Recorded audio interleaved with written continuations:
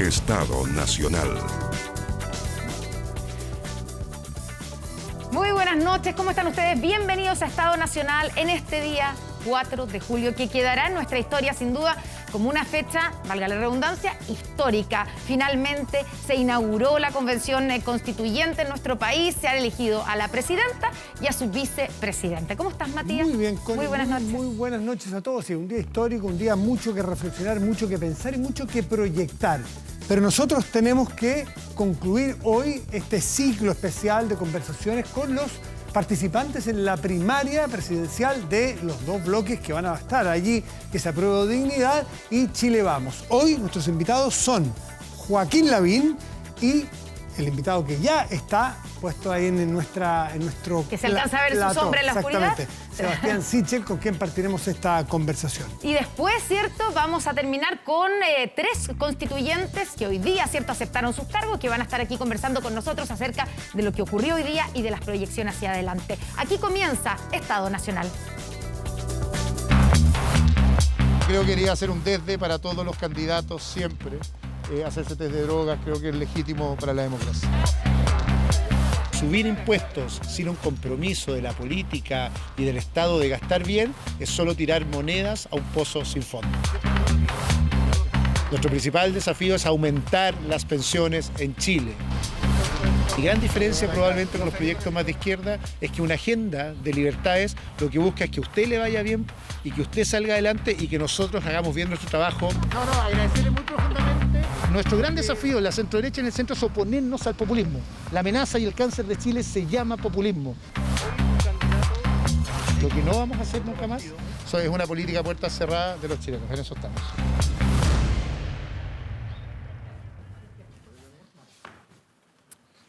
Y ya estamos aquí en el estudio, ¿cierto?, con Sebastián Sichel, el único candidato independiente de estas primarias del 18 de julio, candidato de Chile Vamos. Sebastián, bienvenido a Estado Nacional, gracias por estar con nosotros. Muchas gracias. Buenas noches. Sebastián, muy buenas noches. Hola, Matías. ¿Qué te pareció lo que ocurrió en la jornada de hoy? Esta interrupción, esta fricción del principio, que hubo que retrasarlo, pero que después, bueno, logró armarse, logró hacer votación y terminó en un tono distinto, más distendido, incluso en algunos pequeños pasajes. ¿Cómo vio la jornada de hoy día y qué hubiese hecho usted habiendo estado en la moneda como presidente de Chile? Lo primero, quedémonos con el final. Este es un día histórico. Pocas veces en la historia de un país se construye una nueva constitución. Se resolvió bien. Terminamos con una convención constituyente instalada, con la elección de una mesa, y me quedo mucho más que eso, que con los hechos aislados de violencia. Quizás me dolió mucho el himno nacional, para ser honesto. Yo soy de aquellos que canta con orgullo. Cuando la selección canta el himno nacional, me gustaría que siempre todos los chilenos lo defendiéramos con orgullo, pero lo simbólico es que empezamos un camino que va a definir la historia de los próximos 30 años y ojalá lo hagamos con cuidado, con respeto y con tolerancia en la discusión. Sebastián, Matías le preguntaba qué habría hecho usted si hubiera estado en el Palacio de la Moneda, porque en algún momento de tensión, uno de los problemas, que era algo que se había advertido, era que un grupo, ¿cierto?, de convencionales constituyentes habían exigido que si se reprimía, si carabineros, si fuerzas especiales de carabineros reprimían a los manifestantes, ellos incluso no estaban dispuestos a comenzar la convención. Y eso fue básicamente lo que ocurrió. ¿Qué habría hecho usted como presidente? ¿Habría retirado esas fuerzas especiales de las calles o no habría, por ejemplo, enviado fuerzas especiales ahí al entorno del Congreso? Yo creo que el deber del Estado siempre es proteger a los ciudadanos y eso implica el uso de los carabineros. A mí no me imagino una sociedad en que la violencia está por sobre los carabineros y que se fijan condiciones para la actuación de los carabineros. Sí, obviamente los carabineros que están, digamos, en el entorno a fuerzas especiales. Por eso le pregunto, ¿usted le pareció bien la acción de fuerzas especiales de carabineros hoy? Vimos actos de violencia y lo lógico es que carabineros o fuerzas especiales, que también son de carabineros, protejan a los ciudadanos y me parece correcto que así sea. En general no me gustan los chantajes con la violencia en general y hubiera puesto a las fuerzas especiales para proteger a los ciudadanos cuidando que obviamente no hubiera represión ni abusos de carabineros, pero cuidado cuando terminamos diciendo que no hay condiciones para el uso de carabineros que el Estado tiene para proteger a los ciudadanos. Construida la mesa armada, la mesa ya quedó para mañana una votación acerca del tema de la amnistía a las personas que están presas. Para algunos son presos políticos, para otros hay presos que cometen delitos de otra índole que no son políticos. Pero va a haber una declaración sobre el tema. ¿Corresponde a esta convención constituyente referirse a una eventual amnistía a las personas que están detenidas? No corresponde, no está dentro de la atribución. Aquí actúo como profesor de Derecho. Primero, la calificación de presos políticos no le corresponde a la clase política en general, ¿ah? Eso lo hacen los tribunales, lo hace el Poder Judicial. Me preocupa cuando los políticos nos transformamos en opinólogos de la justicia. La justicia es quien resuelve si hay presos políticos o no. No hay ninguna informe ni institución que haya calificado presos políticos. Ahí hay gente que portaba cocaína, hay gente que robó camionetas, hay gente que tiró artículos incendiarios. Lo que pido es celeridad en la justicia, resolver el juicio.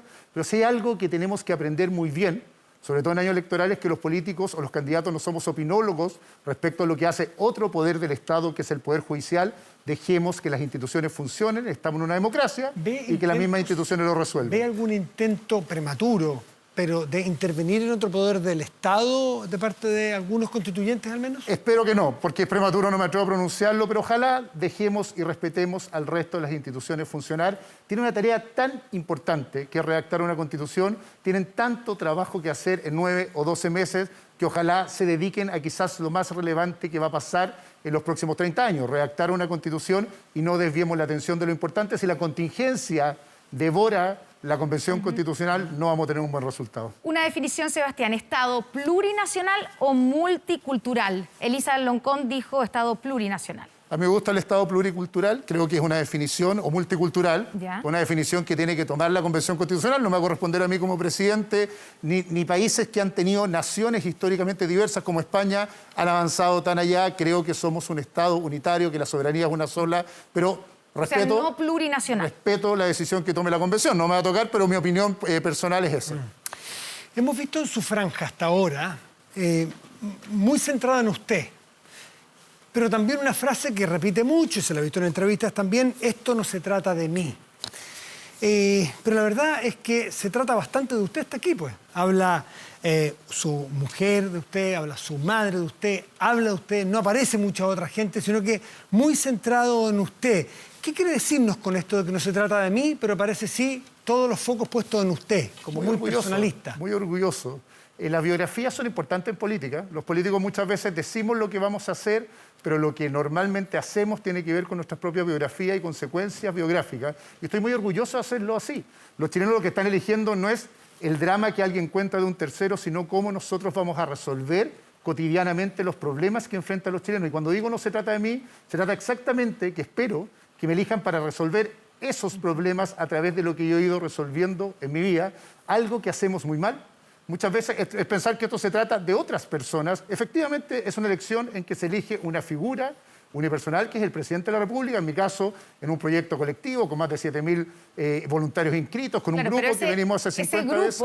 Ese colectivo no se ve en su franja, se ve usted solo. Porque ese grupo está abierto, está explícito, y quedan varios días de franja, llevamos 4 días de franja. Tranquilidad, lo primero que definimos... ¿Los 4 días de franja salió usted? No, 2 días solamente, y además lo que estamos haciendo muy fuerte... Bueno, otra, su señora hablando de usted. Orgullosamente, y eso cuidado ahí, Connie. Y su madre también. Orgulloso.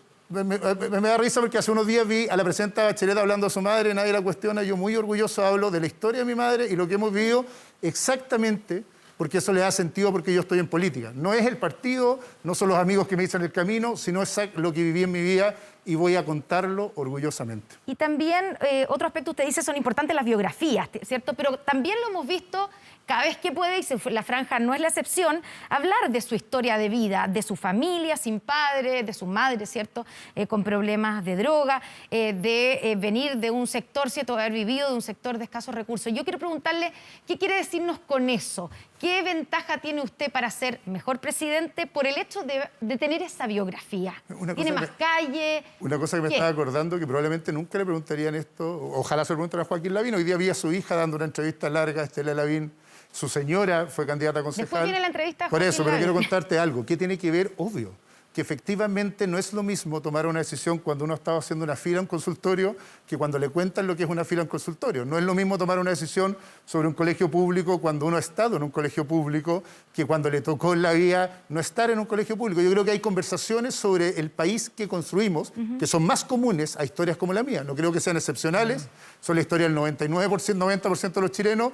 Lo raro es que sean tan excepcionales en la élite de la política, porque la élite se ha cerrado históricamente en la política. Estoy muy orgulloso de poder romperla. Ojalá en 10 años más estas conversaciones no tengan que existir porque la mayoría de las personas que están en mi gobierno biográficamente tienen historias distintas a los que están normalmente en el poder y ojalá no haya que contarlas para que sean excepcionales. Sebastián, ¿hasta qué punto? Porque algunos críticos han dicho que usted hace una suerte de utilización de un drama que vivió indesmentiblemente no en infancia o de adolescencia, pero que usted no proviene de un lugar vulnerable, no proviene de un campamento con muchas familias sufren hoy día en Chile, que usted proviene de una familia con mucho capital cultural, que ocurrió lo que ocurrió con su madre, que fue un paréntesis en su familia, que usted tiene el capital cultural, vivió en Las Condes, fue a la Universidad Católica, es de la élite. ¿Por qué usted se viste como si viniera del lugar más vulnerable, más carenciado de nuestra sociedad? Hay una cosa, Matías, yo no me he visto nada.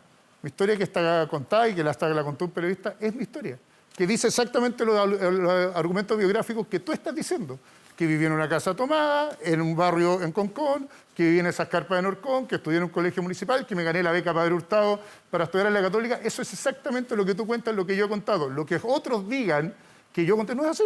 Lo he sido tan transparente en esto porque tengo el derecho a contarlo y puedo contarlo. Estoy muy orgulloso de contarlo. El tema es hasta qué punto no se sobreutiliza en una campaña como una candidata dijo que era de Bajos de Mena y la verdad que su familia era una zona agrícola Bajos de Mena y no de los campamentos, los que conocemos Bajos de Mena. Pero yo no he dicho que soy de Bajos de Mena, yo he dicho que viví en Vergara 270. Pero usted no está magnificando su situación, decir que proviene de un mundo donde no viene. Sí, vuelvo a la historia. Y esto es algo que me molesta en general, no a mí, pero que tiene que ver con la conversación de que se pregunta mucho de por qué tú cuentas tu historia, pero se pregunta muy poco de por qué cuando la élite cuenta su historia no es algo que a nadie le sorprenda. Las historias de éxito en Chile, visibles, todos las aplauden, es bonito que cuenten que fueron hijos de presidente, hijos de embajadores, el presidente a quien quiero actual, la señora fue... Pero cuando uno cuenta la historia que no es cotidiana, porque es mi historia, ahí es utilizarlo. Quizás tiene que ver con hacer visible exactamente esas historias que son invisibles de miles de chilenos. Lo que pasa es que probablemente no llegan al lugar donde yo llegué y es exactamente por lo que estoy aquí, para que se puedan contar.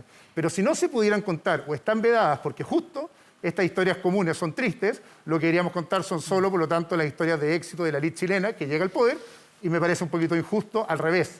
Creo que el gran desafío hacia adelante es que estas historias comunes se transformen en historias comunes también en la política, construir gobiernos diversos, no construir gobiernos que parece que fueran todos compañeros de colegio y llega alguien distinto, no construir gobiernos en que todos viven en el mismo lugar. Estoy feliz de haberlo hecho y estoy muy orgulloso de ello y no lo voy a contar, sobre todo porque el resto lo hace, pero a nadie le da pudor. Hay algo del pudor con estas historias que a mí me tiene bastante sorprendido porque cuando converso en la calle, nadie me dice esto. Sebastián, usted hizo mención a la entrevista de la hija de Joaquín Lavín, ¿cierto? Y una de las cosas que dice ella hoy día, Estela Lavín, dijo que usted era el continuador de Sebastián Piñera.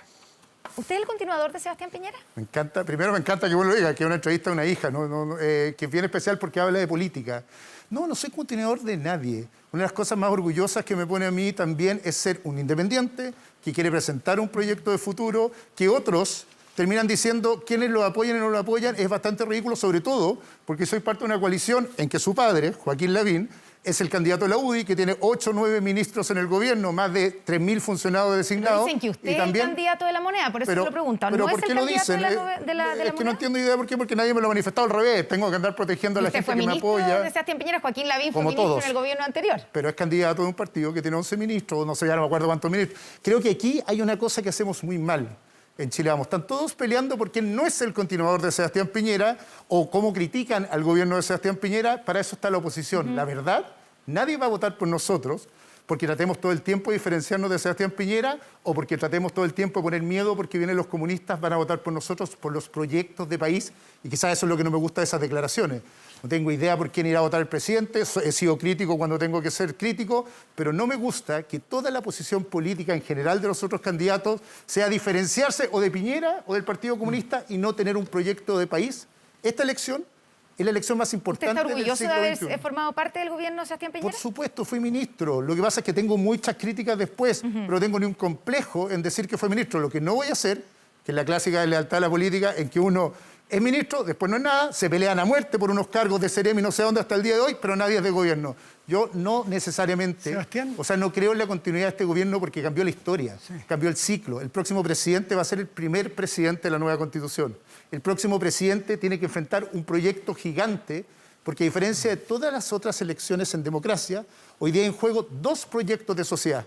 El que representa un populismo, autoritarismo de izquierda y el que espero que represente el mundo que quiere cambios y reformas que yo quiero representar. Entonces, por alteridad o por tratar de diferenciarse o por andarse tirando lo que no les gusta, nadie va a ganar la elección. Sebastián Sichel, ¿hasta qué punto puede ser independiente cuando usted es un profesional de la política? ¿Qué significa ser un profesional de la política? Eso no es peyorativo, me parece que lo honra a alguien que se dedica a lo público.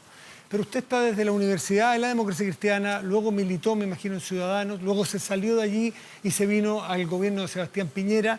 Por lo tanto, independiente uno supone que alguien que no viene de la política. ¿Usted se avergüenza de estar toda la vida en la política? Lo mismo que te decía con la historia. Yo mismo he contado mi historia. De hecho, para ser más justo, desde el colegio soy presidente de curso. Tuve vocación social, el otro día apareció mi biografía que no la había visto, que mandaron mis amigos del colegio y me puse muy orgulloso. ¿Pero qué tiene usted de independiente? Entonces, dejé de militar en los partidos. Tú eres alguien muy formado y sabrás que ser independiente es no militar en partidos, y lo soy hace harto tiempo. Mucho antes de entrar al gobierno me aburrí, en general, de la forma que tienen los partidos de enclaustrar la participación, porque estuve ahí, sé que hoy día no quiero estar.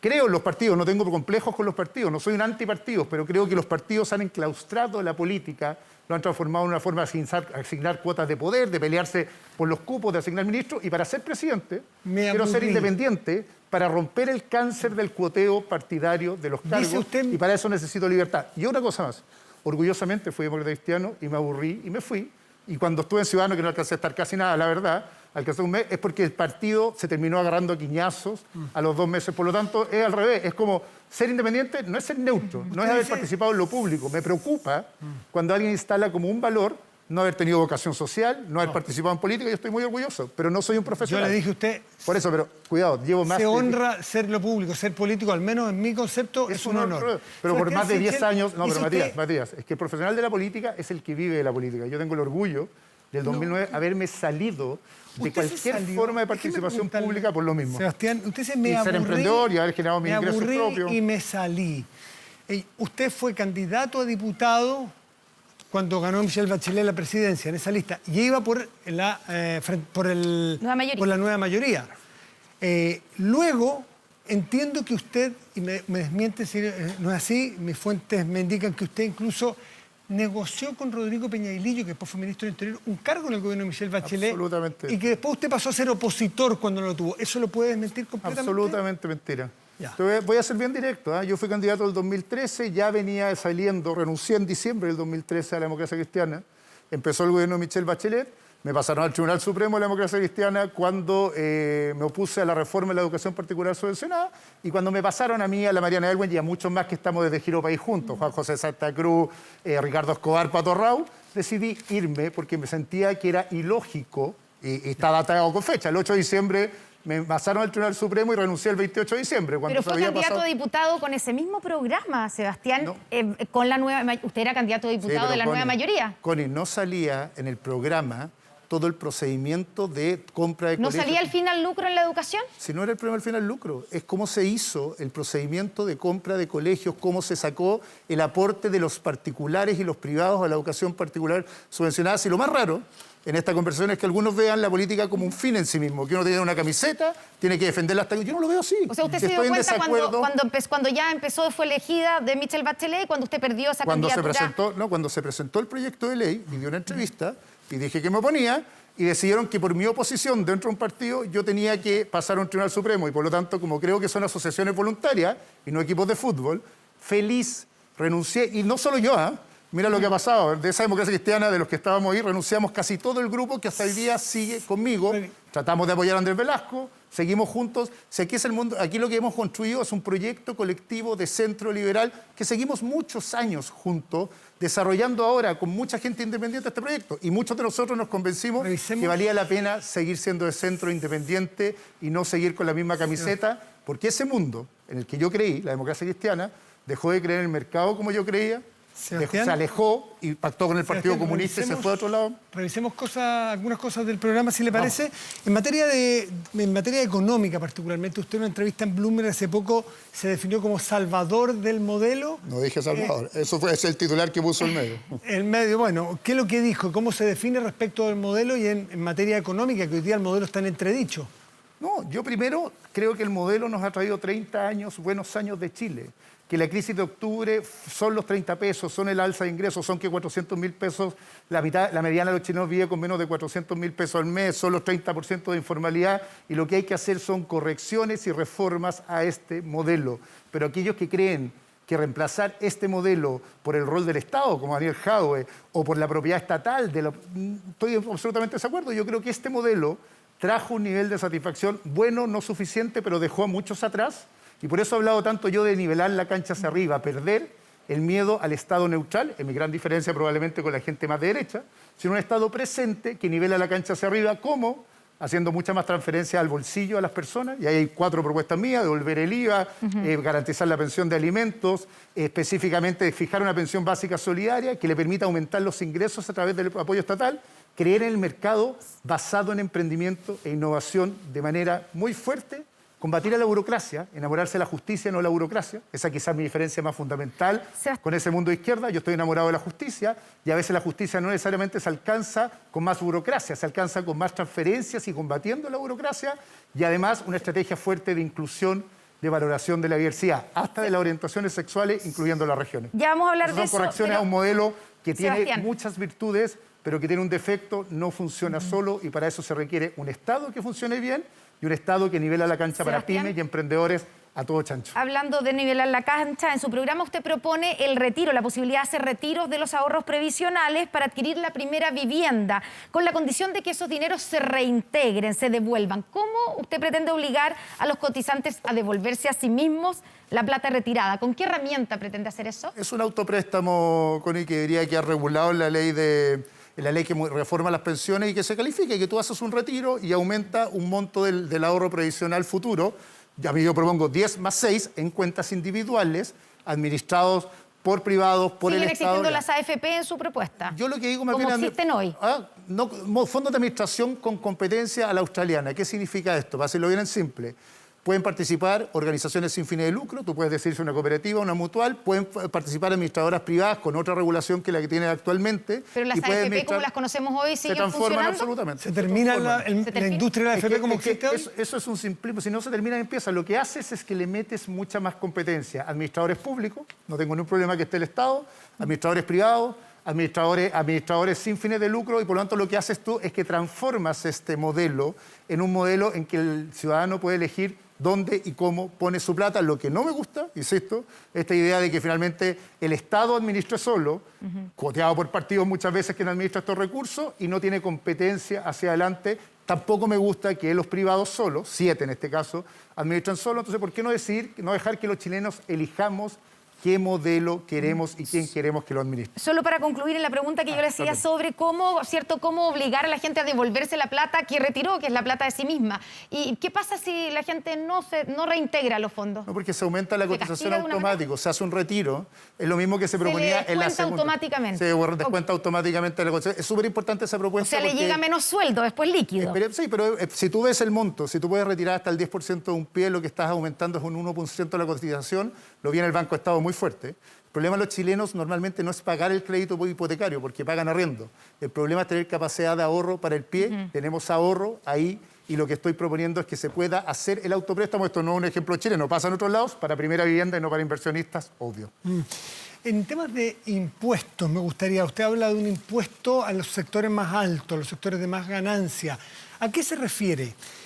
¿El segmento o el tramo más alto de ingresos lo va a ampliar para que más gente entre ahí, o una clase media que hoy no paga impuestos empiece a pagar impuestos? No, es más simple. ¿Cómo es esa movilidad? Lo que nosotros tenemos es un piso y techo de impuestos, ¿no es cierto? Entonces no es que paguen más, sino que la velocidad en que tú cambias de tramo impositivo es más o menos igual y no se acelera. Por lo tanto, para decirlo en simple, si tú pagas 2,5 millones, el día que llegas a pagar la tasa correspondiente futura es un ciclo de 3 años, no saltas de tramo. Entonces, es acelerar las saltas de tramo para que llegue más gente a pagar el 40 si ya tienen los ingresos para pagar el 40. Entonces, no es que más gente pague, ni más gente hacia abajo, sino aceleras las pasadas de tramo. ¿Y qué pasa con la gente que está en el tramo más alto? ¿Le subiría más los impuestos? Sigue pagando exactamente lo mismo. El piso y el techo se mantiene, es la velocidad del cambio del tramo impositivo el que se acelera.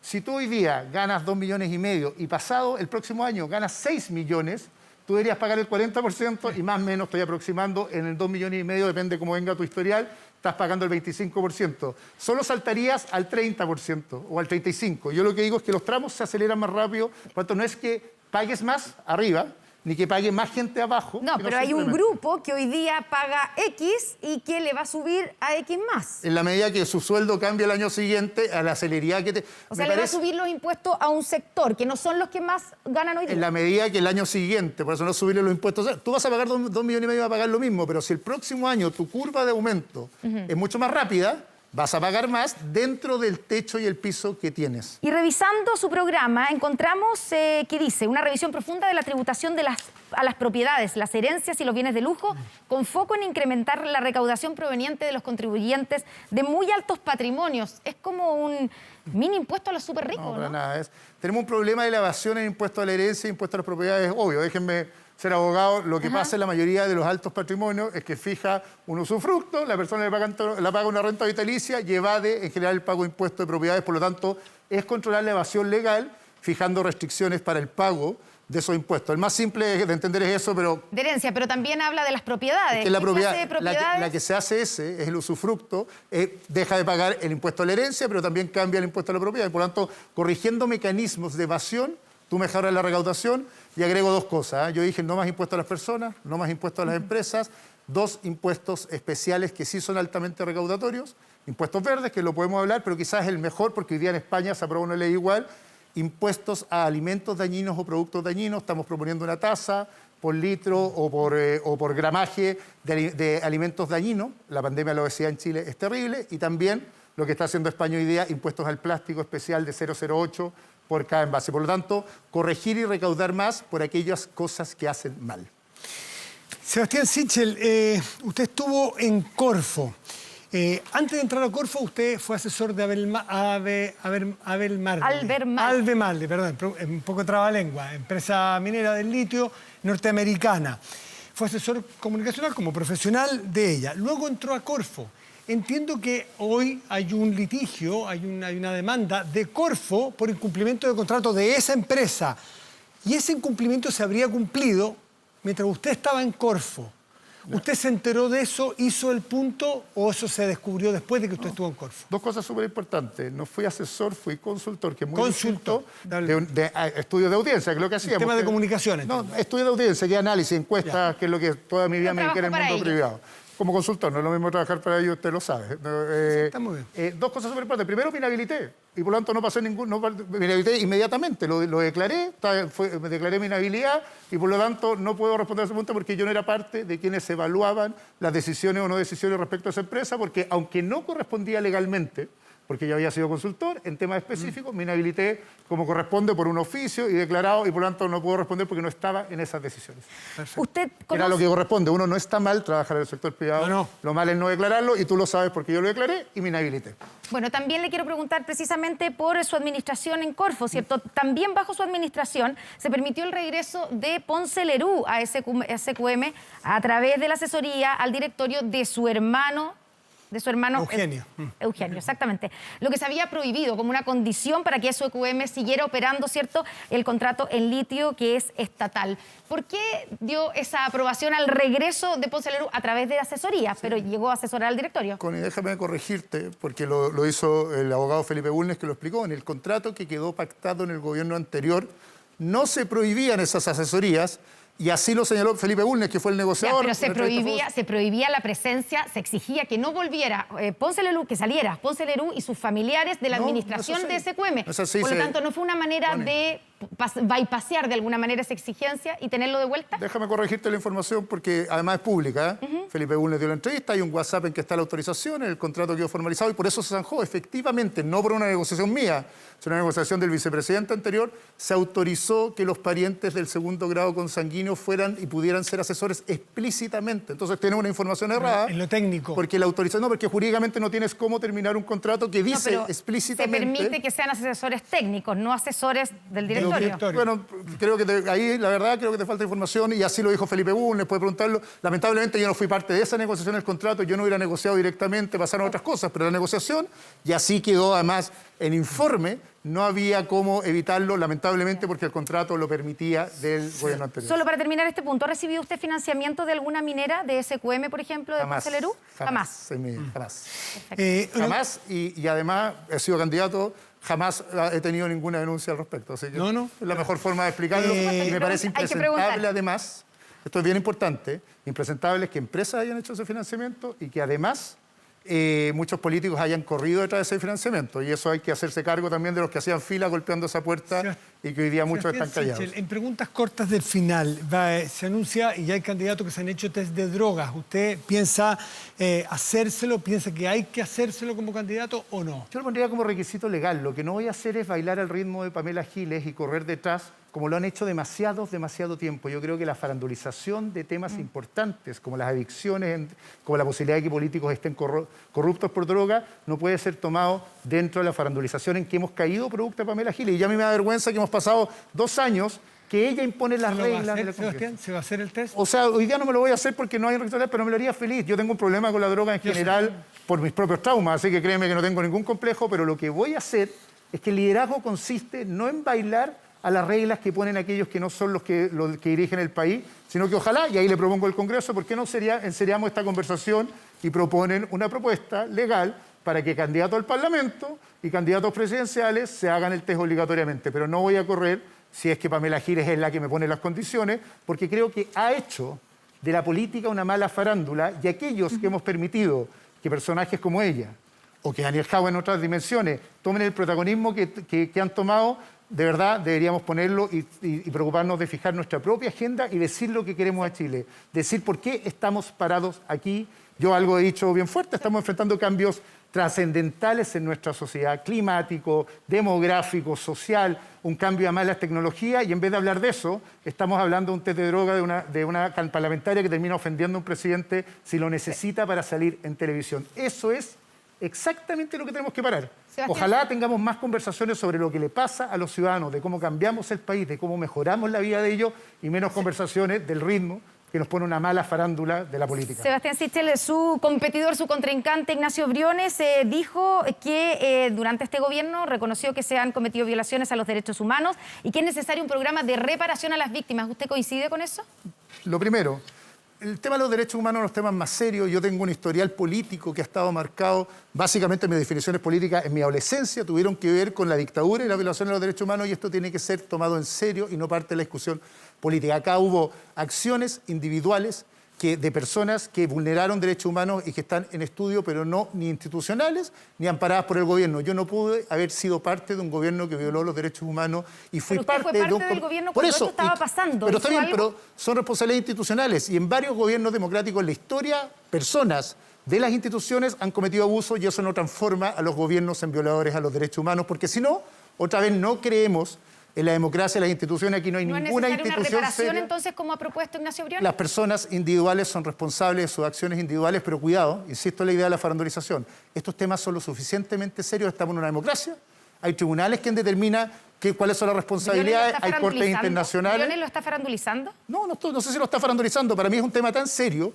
que espero que los tribunales hagan su pega. Se han demorado mucho, y lo digo abiertamente, en la sanción a aquellos que vulneraron los derechos humanos individualmente, pero el respaldo a Carabineros, el respaldo al gobierno electo democráticamente es importante. No hay que caer en la trampa de cierta izquierda que sueña que hay una dictadura, que aquí hay un abusador de los derechos humanos, porque lo que están haciendo es caer a nosotros, a la gente de centro y centro-derecha, en un debate en el cual no deberíamos estar. Sebastián, nuestro debate es cómo perseguimos las responsabilidades individuales, cómo protegemos nuestra democracia, cómo cuidamos las instituciones, cómo hacemos un mejor país, y no otra vez bailar al ritmo de la pauta que imponen otros. Sebastián Sichel, muchas gracias por estar esta noche. Muchas gracias. Que esté muy bien. Buenas noches, Sebastián. Buenas noches. Muchas gracias. Hacemos una pausa. A la vuelta estará con nosotros el candidato Joaquín Lavín. Ya volvemos.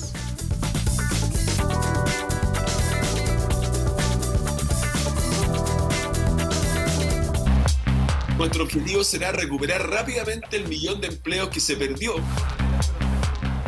Creo que es buena idea, porque parte de la transparencia, que los candidatos hoy día nos hagamos el test de droga y la gente sepa quiénes son y cómo somos cada uno.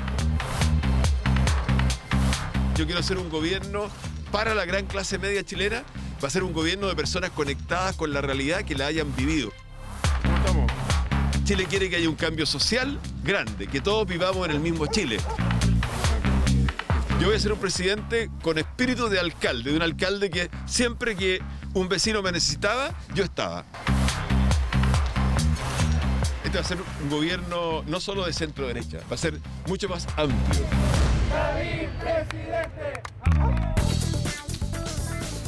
Ya está con nosotros aquí en el estudio el candidato de la UDI de Chile Vamos, Joaquín Lavín, el último de los candidatos de este ciclo. Buenas noches, Joaquín. Gracias por estar con nosotros. Buenas noches, Connie. Buenas noches. Los últimos serán los primeros. Entonces. Buenas noches, candidato Lavín. Eso lo dirán los electores. Exactamente. ¿Cómo vio la jornada hoy de la Convención Constituyente? ¿Qué esperanzas ve de un proceso que a ratos tuvo momentos muy polarizados, incluso de mucha tensión, que se hizo pensar que no iba a resultar hoy, se especuló con eso, pero que terminó en un tono distinto? ¿Cómo lo vio usted? Bueno, yo quiero ser muy claro en esto. Pienso que hay algunos convencionales que están como equivocando su rol. Chile no quiere una revolución, Chile no quiere violencia, no quiere polarización, no quiere comunismo, diría yo. Lo que Chile quiere es pasar a una nueva etapa, pasar a un mejor nivel, exigirle más al Estado, vivir mejor. Entonces siento que estamos como en un punto de inflexión bien importante. O terminamos mal significa, no sé, siendo Bolivia o siendo, por no nombrar Venezuela, o nos damos un salto para parecernos a países como Australia, como Nueva Zelanda. Entonces cuando yo veo lo que pasó hoy día, yo digo, terminó razonablemente bien. Creo que la heroína del día es Carmen Gloria Valladares. Obviamente felicito a Elisa Loncón, pero es Carmen Gloria Valladares porque le puso la unidad, el acuerdo, la prudencia, la sensatez. Lo malo del día, los incidentes previos, la forma en que se trató al himno nacional, la intención de tomarse atribuciones que no corresponden, como decir que liberen a los presos de la revuelta. Qué complicado si usted es presidente, le sacan esa frase que acaba de decir. Lo que no tenemos que hacer es terminar como Bolivia, un vecino nuestro, y si le dicen, ¿qué tiene de malo ser Bolivia si somos Bolivia? Lo que quiero decir es que el trabajo que hizo esa convención constitucional en Bolivia no la transformó, a mi juicio, en un mejor país. No significó un mejor nivel de vida para sus habitantes. Y eso es lo que requerimos. Por eso fue la prueba, para que Chile diera un salto de calidad, pero en lo positivo. Y eso hay que darlo en acuerdos, en unidad, no con polarización y división como vimos hoy día. Joaquín, usted dice, habla del tema de los presos políticos. La presidenta de la convención, ¿cierto?, y el vicepresidente insistieron en el tema de la libertad a los presos, a los llamados presos políticos de la revuelta. Loncón anunció que mañana, de hecho, pedirá amnistía para los que están detenidos. ¿Se debe acceder? Obviamente que no corresponde. O sea, primero no están las atribuciones de la Convención Constitucional. Segundo, en Chile no existen los presos políticos. En Cuba hay presos políticos, en Venezuela hay presos políticos. Son presos de pensamiento, por pensar distinto. En Chile nadie está preso por pensar distinto. Esas personas están presas porque se rajaron las cortinas de pymes y las asaltaron, porque saquearon supermercados, porque pusieron... Lo que ellos argumentan es que hay una cantidad de detenidos que llevan mucho tiempo en prisión preventiva sin haber sido formalizados. O sea, no le han ni siquiera informado los cargos que tienen en contra de ellos y que dicen algunas pruebas incluso son falsas. Bueno, ese otro tema, la justicia puede ser más rápida. Ojalá fuera más rápida, no solo en este caso, sino que en todos los casos. Pero de ahí hablar de presos políticos, no es así. Y segundo, de que una convención se atribuya una supuesta posibilidad de declarar libertad a esos presos, están totalmente equivocados. Joaquín Lavín, el 18 de octubre, del 19, 18 de octubre, la estallido social, se podría decir un poco que es hijo, según las demandas que uno veía, de la desigualdad, de un modelo agotado. ¿Qué es lo que habría que cambiarle, qué erradicar del modelo que los últimos 30 años operó en Chile, según usted? Yo lo que creo, Matías, que pasó es que Chile obviamente avanzó mucho en los últimos 30 años. Se transformó en un país de clase media precaria, con muchas diferencias entre sí, pero millones de familias salieron de la pobreza, tuvieron movilidad social, y el Chile de hoy, el Estado de hoy, el modelo económico de hoy, no cuadra con ese país de clase media. Más aún, este gobierno les dijo, yo voy a protegerlos a ustedes. Este va a ser el gobierno de la clase media protegida. Y a poco andar se dieron cuenta que no había tal protección, en parte porque las políticas sociales no estaban diseñadas para ellos, la focalización, etc. Además, después vino la pandemia y vieron que la ayuda hacia ellos no llegó. Entonces, en el fondo, lo que falta en Chile, y creo que fue la razón del estallido social, es que lo que falta es hacer un gobierno para esa clase media Joaquín. y con esa clase media. No más gobierno de los mejores. Joaquín. La centro-derecha habla de gobierno de los mejores como diciendo los que tienen los mejores estudios afuera, posgrado. Los mejores son los más conectados. O sea, hay que gobernar con la clase media. Haciendo algo de historia, este modelo del que estamos hablando fue en el que algún minuto fue el impuesto por los llamados Chicago Boys, de los que usted también fue discípulo. Entonces, mirando hacia atrás o haciendo tal vez un mea culpa y una revisión, ¿cuál fue la parte del modelo de los Chicago Boys que falló para caer en el nivel de desigualdad que tenemos hoy día y de la rabia que hay acumulada de mucha gente de los últimos 30, 40 años? Este modelo, Connie, posibilitó que millones de familias salieran de la pobreza, que tuvieran movilidad social. Pero obviamente las políticas públicas no son estáticas. Tú tienes que irlas cambiando de acuerdo a las realidades y de acuerdo a la evolución de las sociedades. Y por tanto lo que corresponde ahora, por eso O sea, yo ¿no he es el hablado modelo de... el que falló, dice usted? Por eso yo he hablado, no es que haya fallado, probablemente los cambios habría que haberlo hecho antes. Pero lo que hay que hacer es un viraje de un país con políticas centradas en el Chile de los 90 y el 2000 al Chile del 2020. Por tanto, se acaba la focalización, vienen las políticas universales. Un rol mucho más fuerte del Estado, derechos Pero sociales eso ya no tiene garantizados. nada que Por ver eso- con el modelo de los por eso Chicago estoy Boys, hablando, estamos de por eso acuerdo, estoy ¿no? hablando de un O sea, hay país. que cambiar el modelo. Estoy hablando de un país, obviamente es un cambio. No es, uno podría decir es un cambio de modelo o es un cambio dentro del modelo. Da lo mismo las palabras, pero tiene que ir a un país que se parece más a la socialdemocracia europea, con un Estado más fuerte, con políticas sociales universales, con derechos garantizados, con una educación pública que no sea solo gratuita, sino que también sea buena, con una atención de salud digna, que todos vivamos en el mismo Chile, lo digo yo en palabras simples. Hoy día vivimos en Chile distinto. Hay un Chile con seguridad, sin seguridad, con conectividad, sin conectividad. Eso es lo que tiene que cambiar. Joaquín Lavín, uno lo escucha a usted y lo ha escuchado este discurso hace un tiempo ya y es coherente del último tiempo, pero no me identifica para nada estar escuchando a un candidato de la UDI, por ejemplo, que tenga un centro de estudios como Libertad y Desarrollo. ¿Ustedes creen que ellos enganchan, por decirlo en buen chileno, con eso que está planteando usted? ¿Usted cree que hay que poner fin al neoliberalismo? ¿Ha habido neoliberalismo en Chile? Yo lo que estoy diciendo, Matías, es que los modelos no son estáticos. Tienen que evolucionar No, si de eso acuerdo yo a las lo realidades entiendo, de los Joaquín. países. Entiendo su explicación, Por le tanto, pregunto, la UDI... este país de clase media Sí. requiere Sí. cambios en lo que hemos hecho Joaquín, hasta ahora. Eso es yo evidente. le creo que usted lo ha dicho y se lo he escuchado muchas veces. No esa es la pregunta que le hago. Le pregunto, la UDI, Libertad y Desarrollo, los centros de estudio, la Fundación Jaime Guzmán, ¿están detrás de este cambio que cree usted que hay que hacer? Mira, no lo sé. Pero ¿cómo no lo sabe si son su equipo de campaña? Matías, yo tengo una lectura de la realidad que la vengo diciendo desde hace tiempo. Y siento que uno de los, así como he sido claro, por ejemplo, hoy día, en el sentido que Chile no quiere retroceder, no quiere una revolución, digamos, sino que quiere un nivel de vida mejor, también creo que hay un mea culpa que hay que hacer desde el punto de vista de la ¿Su sector lo ha centroderecha, hecho? desde el ¿Su punto de vista de la sector, centroderecha, Joaquín, ¿su sector lo ha hecho? que es lo siguiente, yo lo digo por lo menos, que es que siempre he tenido una vocación, entre comillas, de dique. O sea, en el fondo como de oponerse a los cambios. Decir, oye, no me cambien esto, no me cambien esto, no me cambien esto, en circunstancias que debió haber sido al revés. Debió haberse anticipado esos cambios. Mi lectura es que hay un Chile distinto que nosotros mismos creamos, que es este Chile de clase media. Y lo que hay que hacer es abrazar a este Chile, querer a este Chile, El punto es si la aspirar a gente- que le vaya bien y Joaquín. cambiar el modelo adecuándose a esta nueva realidad. El punto, usted dice, ¿cierto?, que ha evolucionado. De hecho, pasó de Chicago Boy a bacheletista aliancista, que fue en algún minuto, ¿cierto? Hoy se dice socialdemócrata.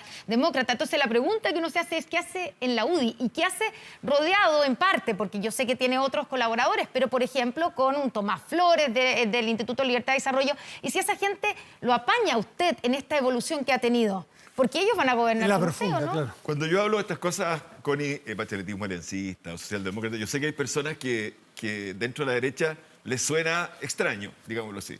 Pero en el fondo lo que quiero decir... Es que sueña extraño Lo que- porque la pero- verdad es que la UDI con la pero socialdemocracia déjame no decirlo. tienen nada que ver. Lo que quiero decir es que yo soy una persona que busca acuerdos, que soy capaz de ponerme los zapatos del otro y de reconocer cosas buenas en los otros, y que Chile requiere, porque estamos muy enfrentados, Chile requiere gobiernos de unidad y gobiernos transversales que incorporen a todos. Y yo siento tener esa misión. Ya. Uno, derrotar a Daniel Jadwe y al Partido Comunista. Y dos, sanar Chile, que la gente suelte las piedras, que dejemos de enfrentarnos. Un Chile unido. Por eso resalto hoy el rol de Carmen Gloria Valladares. Joaquín Lavín, si usted se mete a YouTube y mira la campaña presidencial del 99, hoy, si se mete hoy, ¿usted votaría en 1999 por Lavín o por Lagos? Votaría por Lavín, pero... Por ese Lavín del 99 que no tiene nada que la ver realidad con del usted, porque 99 era era tan Ricardo Lagos era el eran tan distintas socialdemócrata. las de hoy. No, Hoy pero- día soy una persona que soy capaz de reconocer que obviamente votaría por Lavín, voté por Lavín, obviamente, pero Pero era otro Lavín. reconozco que Ricardo Lagos hizo un muy buen gobierno. ¿Cuáles son los Hizo un buen mejores, gobierno. ¿cuáles son los mejores presidentes de Chile en los últimos 50 años? El podio. Se lo hemos preguntado a todos. ¿Cuál es su podio? Elwin, Todos dicen el por grupo. sanar Chile en un Ya. momento. Está bien. Yo creo que Sí. Chile requiere ser sanado nuevamente, pero sí. Piñera 1, no Piñera 2. Piñera 1, por el millón de empleos.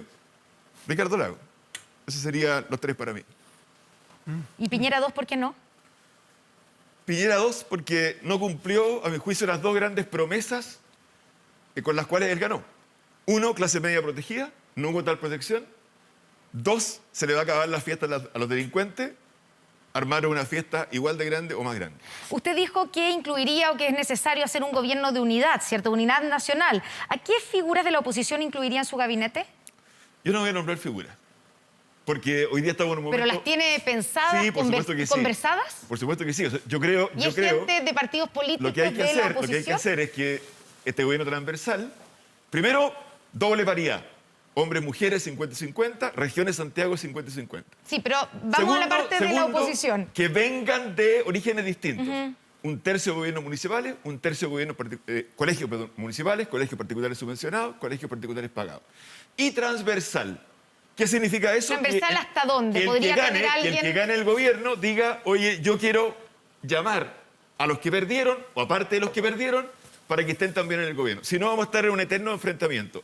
Eso es lo que hay que cambiar en Chile. Pero está pensando en tener a alguien que hoy día esté en unidad constituyente si usted llegara a ganar las primarias y sí. después la elección. Obvio que sí. O sea, no hay que hacer en Chile, ya no resulta ni un gobierno de derecha clásico, ni un gobierno de izquierda clásico. Joaquín Lavín, hablando un poquito de gestión, una cosa es ser presidente de Chile, con toda su complejidad, y otra de la segunda, creo, comuna más rica de Chile, que tiene naturalmente más facilidad, yo creo, y otras necesidades, y otro mundo, otro país. ¿Cuáles son los legados, las marcas, si yo fuese a preguntar al Ministerio de Educación, al Ministerio de Desarrollo Social, ministerio que usted dirigió, o la Alcaldía de Santiago, que se parece más a Chile? ¿Cuál fue su sello? ¿Qué dejó ahí usted como gestión? Bueno, si tú me preguntar, ¿tú dices en esos lugares específicos? Sí, pues. A ver, primero en el caso, porque tú dices como diciendo, bueno, claro, es más fácil gobernar en Las Condes. Yo creo que los legados a nivel nacional son cosas que a lo mejor a la gente de Las Condes en su primer momento no le gustó, que es la torre social. ¿Ah? O sea, cuando yo hice hace 3 años atrás, partió este tema, la torre social de la Rotonda Atenas, que es construir viviendas sociales en uno de los mejores barrios de Santiago, hubo banderas negras en Las Condes. Hoy día yo diría que, si tú me preguntas yo por qué estoy aquí, como candidato presidencial, en parte es eso, porque eso le hizo un clic a la gente que dijo, oye, esto de construir viviendas sociales en buenos barrios hay que hacerlo en Chile entero. Entonces, a veces los legados en una comuna son distintos a los legados nacionales. Ahora, si tú me preguntas a mí, ¿qué me enorgullece de cuando fui ministro de Educación? Por ejemplo, los liceos bicentenarios. Yo creo que eso ha sido clave en Chile. Obviamente se ha continuado con él. Hay muchos liceos bicentenarios ahora, fueron los primeros cuando yo estaba ahí, y han reemplazado a colegios públicos centenarios que formaron la gran clase media chilena de los antiguos tiempos y que lamentablemente hoy día están bastante venidos a menos por la violencia, por las tomas, por la interrupción de las clases. Hoy día apareció una entrevista de su hija, Estela Lavín, y que recién el candidato anterior, ¿cierto? Sebastián Sichel, criticó. Dijo que usted debiera haber dado esa entrevista, no su hija, como que hubiera mandado a su hija a hablar por usted. Ella dijo además que Sichel es el continuador de Sebastián Piñera. ¿Qué le responde a Sebastián Sichel? Bueno, ella es una persona, María Estela es una persona independiente que tiene sus propias opiniones. Está bien. Si quiso dar esa entrevista, ¿por qué no? ¿Y usted comparte que Sebastián Sichel es el continuador de Sebastián Piñera? ¿No usted? Yo no quiero entrar en eso, no me gusta, pero por lo menos en lo que respecta Pero es una a mí, definición importante. No, no, no, Usted no, fue es que en lo que ministro respecta del a mí- primer gobierno de Sebastián En lo que Piñera. respecta a mí, yo no quiero ser el continuador de Sebastián Piñera. Así de tajante. Así de tajante, porque ¿Por qué? ya dije las dos grandes promesas que no se cumplieron. Y segundo, porque además la historia va a ser distinta. Vamos a tener una nueva constitución y por tanto va a ser el primer presidente de un nuevo ciclo que tiene que hacer un gobierno distinto. No el clásico de derecha, ya dijimos. Joaquín Lavín, hablemos un poquito de programa y Andrea Repeto, una economista más que reputada y que todos conocemos, dijo el otro día que una de las cosas que le preocupa de su programa es que esté basado fundamentalmente en el crecimiento. Es un programa de 25, aquí está, de 25 millones de Dólares. 25.000 millones de dólares, sí, 25.000 millones de dólares. Muy basado, dice lo de Lavín, en crecimiento y no, por ejemplo, en otras cosas como cambio de los impuestos, exenciones y otro tipo de cosas. ¿Qué pasa si el crecimiento no se da, ya sea incluso por razones externas? ¿No es peligroso, no es arriesgado poner los huevos en esa canasta solamente? Lo que pasa, Matías, es que todos hablan de subir los impuestos. Le escuché a Daniel Jadwe casi algo así como que, mire, el que no es capaz, que muera, las pymes. ¿Ah? En otro canal era esto. Espero que lo explique bien, digamos, porque se escucha muy mal, una cosa así. Hoy día en Chile hay que fomentar el emprendimiento. Escucho mucho hablar de impuestos. Lo más importante hoy día en Chile es recuperar los empleos. Lo que la gente sabe que a punta de sacar los 10% de las AFP, está bien, pasamos el momento y fui partidario. Pero con eso no llegamos a ninguna parte. Lo que hay que hacer es que la economía vuelva a crecer y vuelvan a crearse empleos. Por tanto, para mí, ojalá subir los impuestos, que probablemente haya que hacerlo en algunos años más, sea el último recurso. Porque la economía está todavía débil. Tenemos que crecer, tenemos que recuperar los empleos. Entonces, si tú me Ya, dices, pero ¿de si dónde no- sacar plata? Si no se crece, Por eso. su programa de gobierno no se cumple. ¿De dónde sacar plata para financiar 25.000 millones de dólares? Para mí el orden es, uno, crecimiento económico. Cada punto de crecimiento económico son 700 millones de dólares extra de recaudación. Dos, el precio del cobre. Cuando el precio del cobre está a 4 dólares en vez de a 2,5, son 10.000 millones de dólares al año para el fisco, no solo por Codelco, sino por la tributación de las empresas privadas. Tres, aumentar el endeudamiento externo, alrededor de 5 puntos, hasta llegar alrededor de 50 puntos del PIB. Luego, disminuir exenciones y al final, subir impuestos. ¿Y cómo va a llegar a los 500.000 pesos de sueldo mínimo, que eso fue lo que usted promete? Pensando, por ejemplo, en que con lo que se acaba de proponer de sueldo mínimo a final de año, podría llegar, ¿cierto?, si funciona todo, a los 350.000. El Estado va a tener que poner 150.000 personas extra por cada una de esas personas que tienen sueldo mínimo. ¿Cómo lo va a hacer? Dos cosas aquí, Connie. Las empresas grandes y las empresas chicas. Sí. Las empresas grandes, sueldo mínimo de 500.000 pesos, que las paguen ellas. De hecho, las grandes empresas te diría que en general pagan 500.000 pesos, salvo, y por eso que es importante decirlo, los subcontratistas de esas grandes empresas. En general, las grandes empresas pagan más de 500, pero la persona que hace el aseo en esa empresa, la persona que recoge la basura en esa empresa, ¿Y usted cree que esas personas ganan también menos. debieran ganar 500.000 pesos? También deberían ganar ¿Con cargo a 500.000 pesos. quién? Entonces, el punto es el siguiente. Porque esa Para las probablemente es grandes una pyme. empresas, pero por eso, para las grandes empresas, sueldo mínimo 500.000 pesos, por ley. Para contratados y subcontratados. Sí, para las pymes,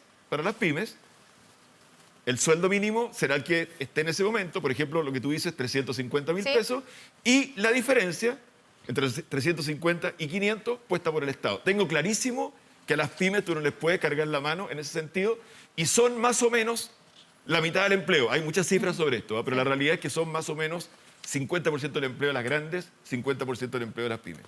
Vamos a un tema que es un poco antiguo y es de la campaña anterior. Le recordamos, yo estaba en ese Tolerancia Cero cuando usted habló de las universidades y Fernando Villegas le preguntó en su momento si usted había perdido plata o había recuperado la plata que usted había invertido como fundador de la Universidad del Desarrollo. Usted dice, la recuperé. ¿Nos puede explicar cómo funcionaba ese modelo de negocio en las universidades privadas cuando la ley entonces ya prohibía el lucro en la educación superior? Las universidades son fundaciones, por tanto son entidades sin fines de lucro. Tú cuando fundas una universidad haces un aporte y ese aporte obviamente está ahí y no se recupera. Y estoy orgulloso de haber formado desde cero una universidad que hoy día tiene ¿Y qué recuperó? miles de egresados. Usted dijo recuperé. ¿Qué recuperó? No, me estaba refiriendo a lo siguiente. Las universidades, sobre todo en sus orígenes, al principio, no sé cómo es hoy día, digamos, porque obviamente a lo mejor la realidad ha cambiado, pero en esos momentos cuando las universidades eran muy chicas, nadie les prestaba plata. Por ejemplo, si tú querías construir el campus de la universidad, era prácticamente imposible porque la universidad, como es fundación, no se podía endeudar, nadie le presta plata. Entonces, en general, lo que hacían los fundadores es ellos endeudarse, ellos construir el edificio, arrendárselo a la universidad, pero obviamente sin lucro. ¿Qué significa sin lucro? A un precio inferior al del mercado. Y luego, pasados 16, 17 años, yo ya no seguía en ese tema, vendí mi participación en ese edificio.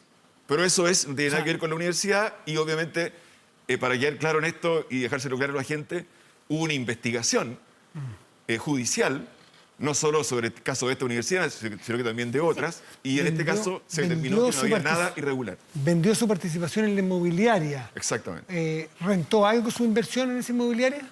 Efectivamente, porque los terrenos subieron mucho de precio en ese tiempo. ¿Y cuánto rentó? ¿Cuánto fue la ganancia? No sé, pero mi declaración de patrimonio la tienen todos ustedes. ¿Está reflejada? Está reflejada. Tenemos la de este año, pero eso fue una venta, fue hace muchos años. No Sí, recuerdo claro, porque ahí ha habido retiro, ha habido ganancias por otras cosas, pero...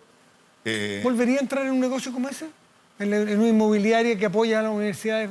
Creo que eso ya pasó en una etapa... Ya estoy en una etapa distinta de la vida. O sea, no volvería a aplicar o a usar, digamos, participar en ese modelo de negocio. Se lo quiero preguntar porque usted habla de las... No estoy diciendo eso porque Sí. pareciera como si hubiera algo malo en ese modelo de negocio. Es que le quiero... Es un tema de... estoy orgulloso de haber creado la universidad, no hubo lucro y hubo una investigación judicial que lo dejó clarísimo. Ya, es que la investigación de ese caso, ¿cierto? Del caso lucro en las universidades, que como usted dice, investigó a 12 universidades, tiene 12 capítulos la investigación, hay un capítulo que se dedica a la Universidad del Desarrollo, lo que estableció efectivamente, la justicia no estableció delito, pero sí acreditó que existía un mecanismo para burlar la ley, para hacer que la ley, digamos, para hacer lo que la ley expresamente prohibía, que era retirar dinero, es decir, lucrar. Y en el caso de la Universidad del Desarrollo, de la que usted, digamos, cuenta que fue fundador, ¿cierto?, y invirtió, ese mecanismo era la creación precisamente de inmobiliarias que arrendaban el edificio a la universidad. Eso está acreditado en el caso de la Universidad del Desarrollo. No es así, Connie. No es así. O sea, lo siguiente. Porque Si existía tú la arriendas inmobiliaria. una casa, para ser muy claro... Ok, pero considera una puerta. Existía la inmobiliaria, ¿cierto? Para ser muy claro ante la opinión pública. Sí. Si tú tienes una casa y esa casa se arrienda, por así decirlo, a precio de mercado, 1 millón de pesos, ¿ah? Si tú se la arriendas a alguien a 2 millones de pesos, obviamente que estás extrayendo utilidades, estás lucrando y eso no corresponde. ¿Y eso no se hizo? Pero, no, por supuesto que no. ¿Está seguro que eso no se hizo en el caso de la Universidad del Desarrollo? 100%. En otros temas de financiamiento, usted en la campaña del 2009, en la campaña senatorial, recibió financiamiento de SQM a través de boletas ideológicamente falsas. ¿Eso es así? ¿Hace una reflexión al respecto? Mira, por lo menos yo como persona te puedo decir lo siguiente. Nunca he pedido una boleta a cambio de nada. ¿Quién la pedía? Y segundo, su secretaria. nunca le he pedido a alguien que dé boletas por mí. Pero Ya, ¿qué pero- reflexiona? Es que en todo caso, Matías, yo sé que se pueden hacer muchos cuestionamientos y preguntas No, sobre que esto, el pero momento- vamos a las verdades judiciales. No hay nada. La Hubo verdad... una larga investigación y no hay nada. De la verdad judicial estableció que hay una boleta por 7.500.000 pesos líquidos que se entregó, ¿cierto? Que era que se entregó, digamos, a tres personas que estaban relacionadas con su campaña. Y de hecho está la declaración como medio de prueba de su secretaria personal, de Lorena Espinosa, que reconoció que la campaña senatorial de 2009 ocupó fondos provenientes de las boletas falsas que Carolina de la Cerda, cuñada de Pablo Wagner, extendió a SQM. Sí, pero al mismo ¿Usted no tiempo... supo de eso? Porque No, su secretaria no. sí lo reconoció. No, pero al mismo tiempo ella no tiene ninguna culpa y al mismo tiempo la justicia sí lo determinó. Temas valóricos que se le llama, no sé por qué, pero en las campañas siempre. ¿Para usted es lo mismo un matrimonio entre un hombre y una mujer y personas del mismo sexo? No, no es lo mismo. No es lo mismo. O sea, yo en esto soy más conservador que los otros candidatos de Chile Vamos. Yo tengo una concepción cristiana de la vida. Para mí el matrimonio es entre hombre y mujer. Pero más allá de eso, el matrimonio es una institución, más allá de la concepción cristiana, es para diferentes culturas y diferentes religiones, la dualidad hombre-mujer. Y es una tradición milenaria, digamos, que incluso antecede al Estado, esto del matrimonio hombre-mujer. Eso no quita que yo respete las relaciones de afecto entre personas del mismo sexo y creo que efectivamente el Estado también tiene derecho a protegerlas. Y ese es el acuerdo de unión civil. Claro, pero usted propone en el fondo un estatus, y lo dijo, ¿cierto?, en el debate pasado, un estatus que tengan las mismas garantías y un mismo estatus jurídico para las parejas, pero que no se llame matrimonio.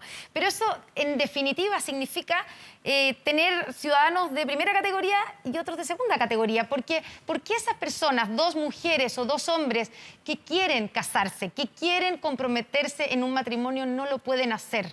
Y no estamos hablando, obviamente, de un matrimonio religioso, sino que bajo las leyes civiles, en un Estado laico.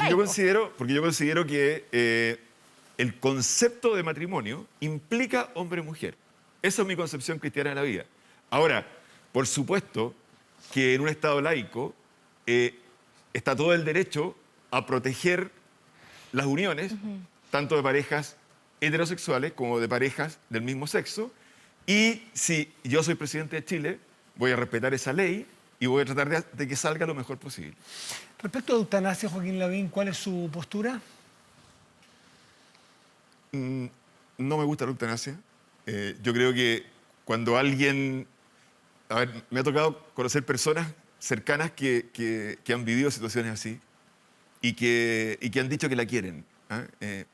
Por ejemplo, una persona que tiene ELA y que mueve prácticamente un dedo de una mano y que ha mencionado el tema. Y yo sé que lo ha mencionado porque se siente que de alguna forma es una carga para los otros. El solo hecho de que alguien se sienta una carga para los otros, encuentro que hay una falla en la sociedad en eso. Y eso es lo que tenemos que arreglar. ¿Y usted vetaría un proyecto que apruebe el aborto libre si fuera presidente y se aprobara ese proyecto en el Congreso? Sí, yo lo vetaría. Lo vetaría porque para mí el derecho a la vida es un derecho fundamental. ¿Y el matrimonio igualitario? Haría lo posible para que no se aprobara. Obviamente, si se aprueba y soy presidente, así será, pero yo haría lo posible para que no se apruebe. Y si se aprueba el matrimonio igualitario, de hecho está avanzando en el Congreso, y usted fuera presidente, Joaquín Lavín, ¿lo vetaría? No, lo aceptaría. Ese no. Pero el aborto libre sí. En el caso del aborto del año 75, un presidente francés conservador como usted y de derecha dice, soy católico, soy católico, dice Valéry Giscard d'Estaing, pero tengo una convicción, soy el presidente de todas las francesas y debo velar por sus derechos y la salud pública de nuestro país. Y no se opuso, pese a su convicción personal. Cuando uno es presidente de un país, ¿no debe desdoblarse y velar por aquellos que no tienen sus mismas convicciones? Bueno, yo le estoy diciendo a ustedes que en el caso del matrimonio igualitario, aborto, no lo vetaría, en el caso de la eutanasia tampoco, pero en el caso del aborto, sí. ¿Le impondría su convicción personal, sí. se le impondría al resto? Yo, si fuera presidente, lo vetaría, porque siento que ahí hay una vida también en juego, que es la vida de un tercero. Y uno tiene que respetar esa vida. Ahora, el Congreso podrá hacer lo que estime conveniente, pero esa es mi convicción personal. Vamos a las preguntas cortas, tenemos varias, pero vamos a alcanzar a hacer algunas pocas. Joaquín Lavín, ¿estuvo mal que su nuera, la exalcaldesa de Maipú, Katy Barriga, no fuera a la ceremonia de entrega del mando en su alcaldía? No, yo creo que hay muchos alcaldes salientes que no fueron a las ceremonias de cambio de mando. ¿Sí? ¿Cuáles? Sí. No, siempre, es normal, muchas veces pasa. De hecho, no hay ninguna obligación de que el alcalde saliente tenga que ir. No, claro, Yo pero... fui. Los concejales que salían, por ejemplo, porque era el mismo en mi caso color no fueron. político. Además había un tema de pandemia, entonces había un tema de aforo. Pero encuentro que... ¿Por qué eligió a...? Yo prefiero siempre ir, pero bueno, ¿Por qué eligió al es una alcalde decisión Carter? personal. ¿Por qué eligió al alcalde Carter de la Florida para que sea su generalísimo Vocero. o vocero y no a Katy Barriga, que era de Maipú, también una gran comuna popular? Bueno, porque primero se trata de un familiar, no correspondería hacerlo, pero creo lo siguiente, creo que Rodolfo Carter representa la esencia de la gran clase media chilena, con una altísima votación en su reelección, en una gran comuna de clase media chilena, y yo quiero hacer un gobierno para la clase media, por tanto, él es la persona indicada. ¿Pondría a Cristian Larroulé, amigo suyo, cierto, y colaborador, en el segundo piso, si fuera presidente? No. ¿Es él el responsable de que el gobierno haya llegado tarde con las ayudas económicas, de la extrema focalización, como algunos han apuntado? No, por supuesto que no. ¿De ¿Y por qué lo sacaría? Porque las decisiones en el gobierno finalmente son decisiones presidenciales, estamos claros. Joaquín Lavín, ¿de qué serviría que un presidente de la República esté en todos aquellos lugares donde se produzca un delito? Primero, ¿es practicable? Segundo, ¿sirve de algo que no sea para la tele? Pero es que, Matías, seamos claros, no es que yo vaya a ir cada vez que hay un asalto. Es que En Las eso Condes, dijo- cada vez que hay un asalto importante, yo voy. ¿Ah? Pero lo que quiero simbolizar con eso del presidente con espíritu de alcalde es que un presidente que va a estar donde se le necesite y en el momento que se le necesite. ¿No Vamos a es elegir... populista? perdón. ¿No es populista? No, ha sido mi vida. Pues, Es sí, la sí, conexión pero con la que gente. siendo- es que Yo soy distinto así. siendo Pero vamos a alcalde que elegir siendo una- presidente. Bueno, ¿Vamos a por elegir un supuesto. alcalde o un presidente? Van a elegir un presidente con espíritu de alcalde. Joaquín Lavín, muchísimas gracias, muy buenas noches. Gracias a ustedes. muchas gracias por estar aquí en Estado Nacional. Muy buenas noches. Pausa Vamos a la y pausa. volvemos. Tenemos una conversación con 3 constituyentes que hoy vivieron esta jornada histórica. Espérenos que volvemos en Estado Nacional. Estamos de vuelta aquí en Estado Nacional y el día manda saber qué ocurrió allí, en términos futbolísticos, el camarín, en la cancha. Porque otra cosa es verlo en la tele, todos nosotros lo vimos. Ellos estaban en la cancha con una pulsación sin duda distinta, Connie. Exactamente, y ya están con nosotros 3 de ellos, 3 de los 155, ¿cierto? Partamos por aquí, voy a partir por los hombres esta vez, ¿ah? Muy bien. Porque tenemos aquí paridad, ¿cierto? Cargado para la mujer. Manuel Boldarsky, de la Lista del Pueblo. Manuel, bienvenido a Muchas Estado gracias, Nacional. un gusto estar aquí. Gusto de conocerte, Manuel. Sí, está Tiare Aguilera con nosotros. Tiare, muchas gracias por estar Verana aquí. Corúa, muchas gracias por la invitación. Muy buena. Representante del pueblo Rapanui, Y escaño reservado. escaño reservado. Quedó claro. Y Ruth Hurtado de Chile Vamos. Ruth de la zona de la Araucanía. Vamos por Chile, se llama. Vamos el por pacto. Chile. Sí, hola, buenas noches, gracias por la invitación. Gracias a ti por estar con nosotros. Oye, ¿cómo fue la interna? Nosotros estábamos, ¿cierto? Hemos estado cubriendo durante todo el día lo que pasó ahí en la Convención Constituyente. Yo llegué muy temprano, vi cómo todos ustedes llegaron, ¿cierto? Pero había una parte en la que nosotros no podíamos estar, que veíamos las cámaras. Hubo un momento en que hubo mucha tensión, que incluso se pensó que tal vez finalmente no se iba a inaugurar la primera sesión. ¿Cómo fue estar ahí? ¿Se pusieron nerviosos ustedes, Manuel? A ver, yo partiría por... Tú fuiste uno de los que saliste, de hecho. Correcto, pero para nosotros la convención no partió ahí. Para nosotros partió a las 8 de la mañana. Yo me junté con Ciclolumpen, mi organización territorial, porque llegamos en bicicleta hasta la Plaza de la Dignidad y luego nos fuimos en marcha por la Alameda en lo que denominamos la Marcha del Triunfo. La marcha en la que logramos resignificar un lugar que ha sido asediado por el dolor desde el estallido social. Por lo tanto, ha sido increíble, increíble, maravilloso. Yo me siento muy feliz, moviendo la colita, le he dicho a mi amigo. ¿No tuviste ningún minuto la sensación de que esta tensión que se produjo cuando iba a empezar, cuando ya estaba empezando la inauguración, podía aguar la fiesta, entre comillas? Es que más que aguar la fiesta dependía de que el Estado se pusiera a la altura de lo que estaba pasando. No es concebible que exista un lugar en el que estamos poniéndonos de acuerdo en la ley más importante con gente afuera siendo reprimida. Eso no puede pasar. Perdón, la relatora del Tricel, la señora Valladares, detuvo la ceremonia durante 1 hora y volvió, dice, haber chequeado y que no había tal represión y que no había lesionados. Con lo cual, permitió que continuara. ¿Qué pasó allí? Cuéntanos. Bueno, yo quisiera saludar a Soledad Mella, presidenta de la Asociación Nacional de Recicladores de Base, quien fue una de las víctimas que recibió un impacto en su ojo. Por lo tanto, lamentablemente, doña Carmen Gloria fue mal informada. Por otra parte, en el momento en el que estábamos buscando detener la represión, habíamos varios constituyentes, entre ellos Rodrigo Rojas Bade, Giovanna Grandón, Natalia Enríquez, todos de la Lista del Pueblo, quienes no queríamos movernos porque, de lo contrario, un nuevo carro lanzaguas iba a avanzar hacia donde se encontraban los manifestantes y eso provocó que luego Carabineros nos azotara contra una reja. Por lo tanto, violencia hubo. Sin embargo, logramos manejarla entre todos los que estábamos ahí presentes del modo adecuado para que la ceremonia de instalación se desarrollara de la manera correcta y, en definitiva, esto empezara. Ruth, ¿tú viste lo mismo? ¿Viste o estabas muy cerca? ¿Cómo percibiste la jornada en general? Ay, la verdad que yo no vi lo que pasó afuera.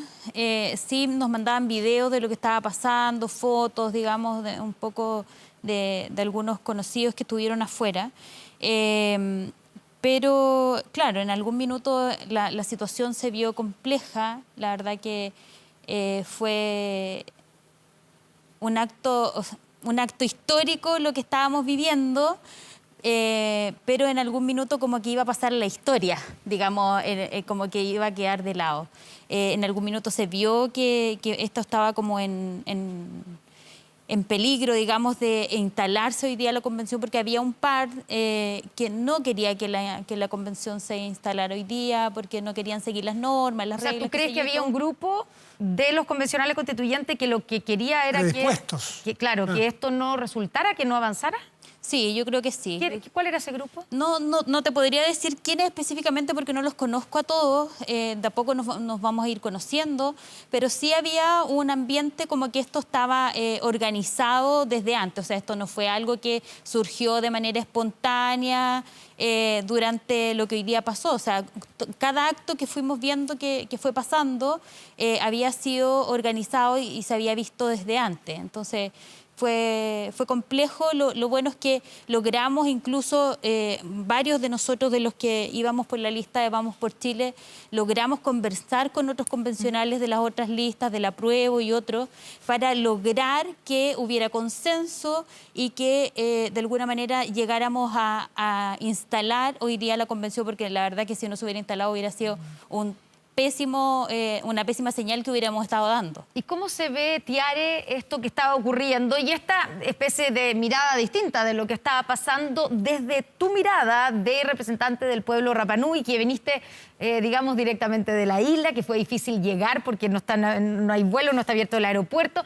¿Cómo viste lo que ocurrió hoy día? Bueno, desde muy temprano también nos juntamos con los Rapa Nui que se encuentran estudiando acá, con un grupo muy pequeño. Así que Tahijai Nui Nui Kiakorua Tatoa, me sentí muy acompañada, vivimos el proceso, nosotros acordamos también reunirnos en la Plaza de Armas los constituyentes indígenas en un acto de solidaridad. Nos reunimos en distintos puntos, caminamos juntos, después yo ingresé, tampoco sé lo que ocurrió afuera.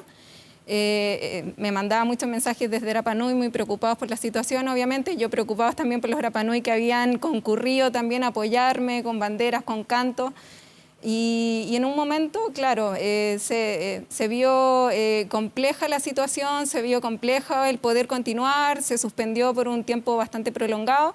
Afortunadamente pudimos continuar. Yo agradezco mucho la disposición también de cómo se manejó la situación, de cómo pudimos dialogar, de cómo esto logró avanzar finalmente. Sí. Yo creo que para los que tenemos... Y es muy... bueno, y yo también represento a un pueblo, por lo tanto es mucha la responsabilidad sobre mí. No hay muchas posibilidades de volver prontamente a Rapa Nui, así que estoy muy contenta. ¿Te quedas aquí en el continente? Yo no tengo opción de volver porque el aeropuerto está cerrado, es muy complejo salir y es mucho más difícil volver, por lo tanto...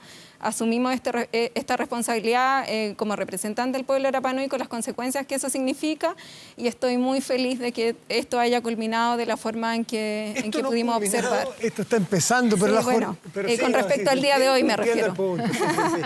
Pero sí tuvo una culminación que dejó a muchos muy pendientes.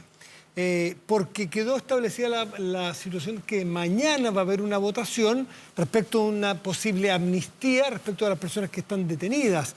¿Es facultad de ustedes como cuerpo constituyente votar e imponer o establecer una amnistía a personas que están siguiendo procesos judiciales, Ruth?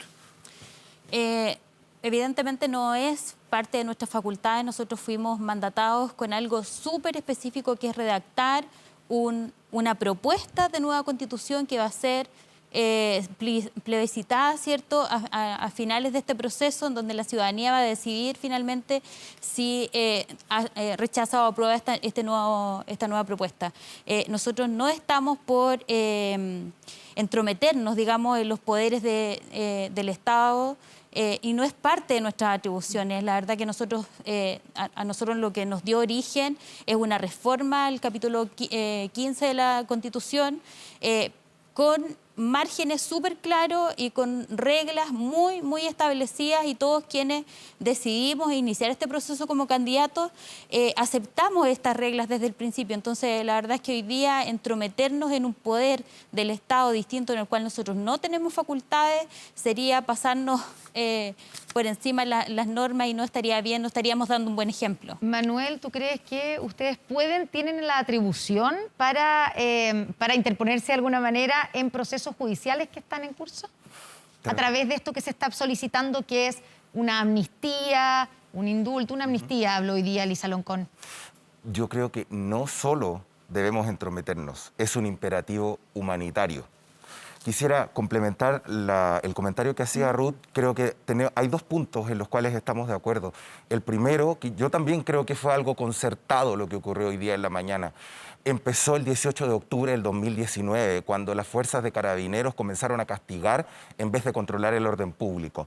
Y en segundo lugar, considero que es una tarea muy acotada, efectivamente, pero la tarea acotada que tenemos es la tarea más importante que ha tenido cualquier ciudadano en la historia de Chile, que es proponerle al país el proyecto más largo en la historia. Pero y eso esa facultad y esas atribuciones... Permítanme un segundito para terminar. Eso implica necesariamente que debemos evaluar el momento en el que nos encontramos y el modo en el cómo el Estado, el poder establecido, funciona. Claro, pero ahí es donde la pregunta es si ustedes tienen alguna atribución, porque en rigor no la tienen, de intrometerse en otro poder del Estado, como es el Poder Judicial. Estamos hablando de gente que está o en prisión preventiva o condenados algunos, ¿cierto? Pero que están formando parte de un proceso judicial. ¿De qué manera podrían ustedes cambiar eso? Y, por lo tanto, cuando están pidiendo una ley de amnistía, por ejemplo, ¿qué poder tienen para pedir eso? Para ordenar un poco mis ideas a partir de tu respuesta, creo que es necesario hablar de lo que está pasando y de lo que estamos pidiendo. Soy de la opinión que en Chile se violan los derechos humanos de manera sistemática, generalizada y gravísima por parte de agentes del Estado que en ejercicio de sus funciones castigan en vez de cumplir con su tarea. Manuel, ¿desde cuándo, perdón el paréntesis, viola, el Estado viola? Es una permanente. ¿Me podrías poner desde siempre, este último tiempo, desde el 18 de octubre? Hay varias formas de cómo plantearlo. Si miramos hoy día el país que tenemos desde la perspectiva de tener una constitución política impuesta por un genocida, entonces se vulneran desde el 11 de septiembre del año 1973. Si lo miramos desde el enfoque de los pueblos originarios, particularmente de lo que ocurre en el Gualmapu, desde hace 500 años, depende de la perspectiva que queramos darle. Sin embargo, yo sostengo, y puedo hacerme cargo de esto, que el proyecto de ley de indulto es un imperativo humanitario, como les decía recién. Creo que debe ser ley y creo que es indispensable que sea ley lo antes posible, porque el país, el pueblo de Chile, la ciudadanía completa, nos está mirando para buscar el modo en el cómo reencontrarnos. ¿Tú crees que ustedes deberían tener iniciativa legal? Porque dice el proyecto de ley de indulto. Ustedes debieran tenerla y si no la tienen, debieran imponerla. No, eso no fue lo que dije. No, esto es una pregunta, Lo que dije Manuel. fue que creo que el proyecto de ley de indulto que hoy se encuentra en la Comisión de Constitución del Senado debe pasar a la tabla lo más rápido posible y luego debe ser llevado a la sala. Los constituyentes tenemos la misión, como muy bien lo dijo Ruth, de proponerle al país un proyecto de constitución política. Esa es nuestra labor. Una declaración política. Eso no obsta de que cada una y cada uno de los convencionales electos por la ciudadanía tengan opinión y esa opinión pueda ser entregada al país y que de esa opinión surjan acuerdos y que de esos acuerdos, por ejemplo, estemos en posición de decirle al poder constituido que no vamos a recibir a nadie mientras ellos no generen las garantías democráticas que necesita el país para funcionar luego de la crisis provocada por el gobierno de Sebastián Piñera. Vamos a preguntarle a Tiare Aguilera aquí, que ha hablado menos. Tiare, ¿tú coincides con Manuel o coincides con Ruth en términos de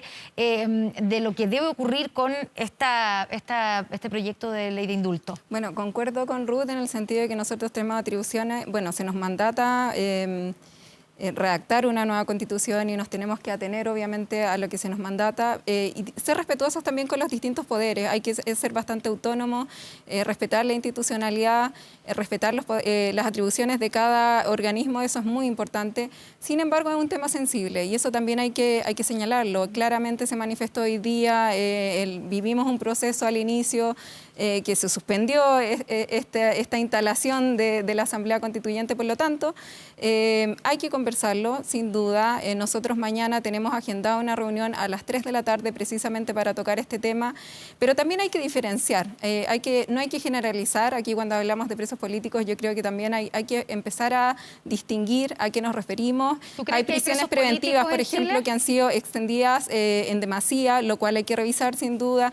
Hay una serie de acontecimientos que hay que empezar a analizarlos caso a caso y yo también concuerdo también cuando señala, nosotros no tenemos atribuciones legislativas sin duda, no se nos mandata eso, pero también podemos manifestar declaraciones políticas y eso yo creo que es lo que se va a conversar mañana. En esa declaración te preguntaba yo, ¿hay presos políticos en este minuto en nuestro país según lo que tú dices? Bueno, yo me voy a referir a lo que se me mandató. Yo soy representante del pueblo de Rapa Nui y por lo menos del pueblo de Rapa Nui ninguno. Nosotros hemos vivido todo este proceso desde la lejanía, llevamos más de un año y medio cerrados a cualquier tipo de actividad, la verdad, así que desde Rapa Nui la verdad es que no.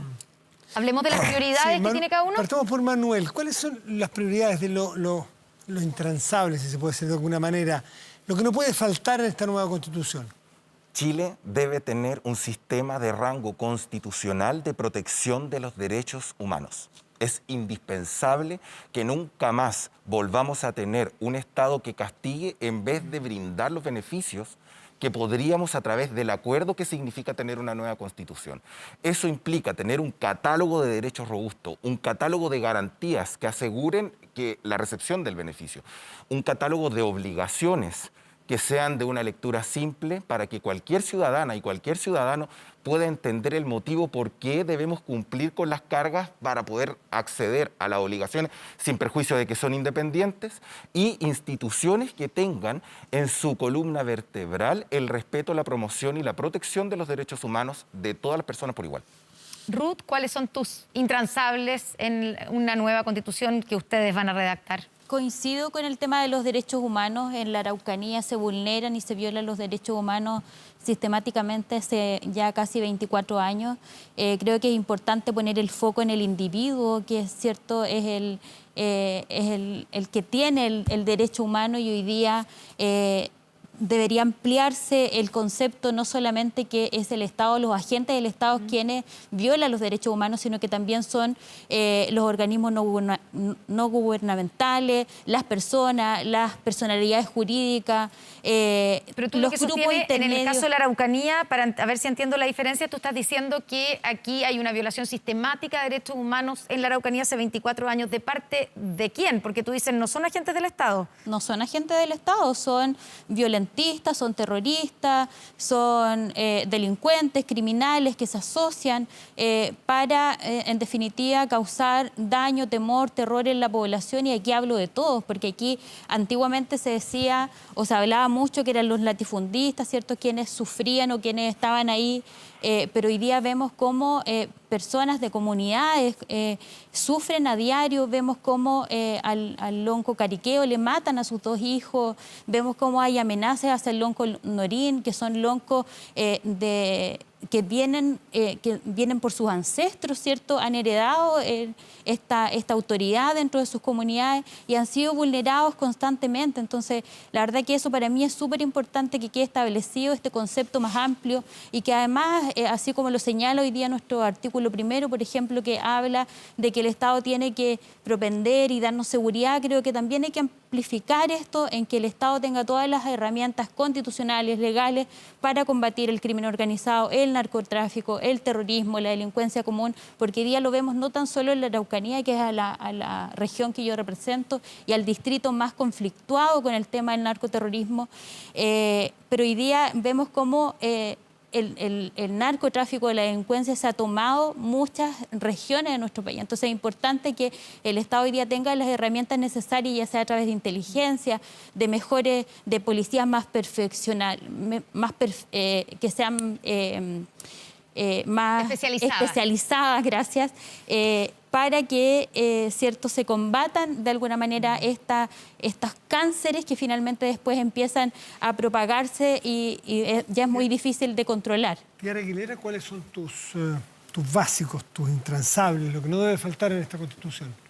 La participación de los pueblos indígenas, que no sea meramente simbólica, que esto sea algo que se instaure en nuestro país. La inclusión es fundamental, la diversidad se vio hoy, no solamente de nosotros, sino que es un Chile diverso, geopolíticamente, culturalmente, idiomáticamente. Por lo tanto, yo espero que lo que nosotros estamos viviendo en este proceso, que es redactar una nueva Constitución en democracia, enfrentando además una crisis sanitaria, en una crisis social y con la paridad, yo creo que son elementos que dan luces a nivel internacional de estos estándares que nosotros queremos ver plasmados en esta nueva Constitución y que reflejen, obviamente, la diversidad rica existente en nuestro país.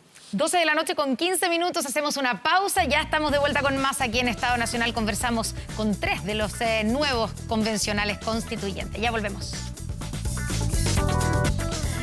Estamos de vuelta. Ha sido un día larguísimo, ¿cierto? Para todos ustedes. Estábamos viendo a qué hora se levantó cada uno y mañana continúa porque tienen reunión a las 3 de la tarde, ¿o no?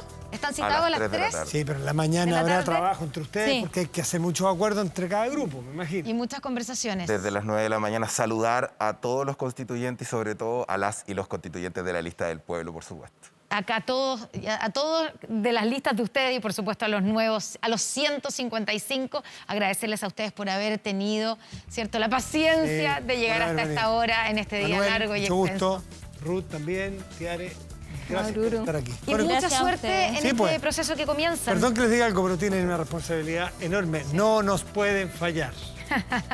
Creo que hablo en nombre de muchos chilenos. Esperemos que el Estado de Chile esté a la altura. Nosotros igual tenemos que estar a la No altura. nos y pueden trabajar fallar. en Muchas unidad, gracias. en Esperemos que salga Gracias a el proyecto de ustedes, ley. Maururu. Muchas gracias. Llorana Corúa. que Saludar a todas las familias de los presos y presas de la lloramos. revuelta. Siempre con un Estamos gusto. con ustedes. Nos Que esté vemos, muy bien. nos vemos la próxima semana que tenemos debate presidencial además. Ya. Chao, chao, gracias. Que descansen, que tengan buena semana. Buena semana.